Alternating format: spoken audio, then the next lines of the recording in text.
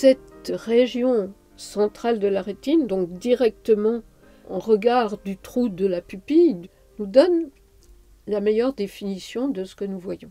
C'est pour cette zone-là que nous nous battons, que nous forçons, que nous faisons des efforts et donc que nous fixons.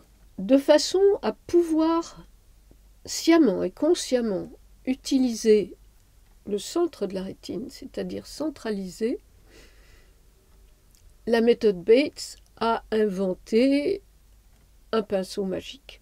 Ce pinceau magique, c'est une droite imaginaire qui prolonge la direction du nez et qui va arriver jusqu'à l'objet qui nous intéresse, où que ce soit que nous tournions notre regard et nos yeux et notre corps pour mieux voir, notre nez va se prolonger puisqu'il s'agit d'une ligne comme d'un laser qui arrive en un point, et ce point va, par l'intermédiaire de cette droite imaginaire, arriver en contact avec le centre même de la rétine.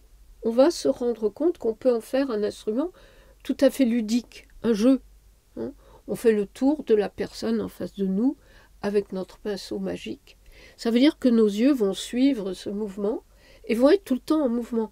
Si par exemple, l'impact de mon pinceau et le bout du doigt le plus long de ma main, je vais en même temps percevoir ma montre sur mon poignet, mon pouce, mon petit doigt, etc. Mais je les verrai moins bien. Ce que je verrai le mieux, c'est le bout de ce doigt, parce que c'est là que j'ai mis mon pinceau. Le danger de ça, c'est j'y reste. Et donc je vais fixer. Donc pour vraiment utiliser au mieux mon pinceau magique, et faire en sorte qu'il accomplisse ce que j'en attends, c'est-à-dire de ramener constamment l'information dont j'ai besoin, je vais le bouger. Et c'est-à-dire que je ne vais à la fois appréhender qu'un seul point. Ce point-là, ou ce point-là, ou ce point-là, ou un point tout à fait ailleurs. D'utiliser ce pinceau magique me met toujours en relation avec le centre de ma vision, ramène point après point l'information au centre même de la vision. Et nous pouvons l'utiliser partout. Il ne s'agit pas seulement d'utiliser sur notre table de travail, faire le tour de notre ordinateur, ce qui est pas mal, parce que le problème de l'ordinateur, c'est qu'on est captif d'un écran, et on fixe, on est complètement hypnotisé.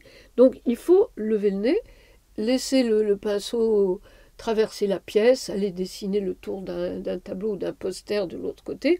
Même chose dans la rue. Lorsque nous marchons, là c'est plus simple parce qu'en marchant, évidemment, notre corps en entier bouge et donc notre pinceau magique est en mouvement.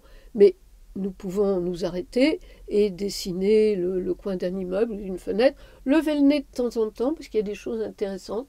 Il y a des balcons, il y a des gens qui ont des arbres sur le sommet de maisons. Si vous avez un interlocuteur en face de vous, vous n'allez pas tout le temps en train de faire ça, mais très discrètement, vous vous rendrez compte que si vous dessinez le sommet de sa tête, vous ne pouvez pas voir de la même façon la main qu'il a dans sa poche ou derrière son dos, ou ses pieds, etc.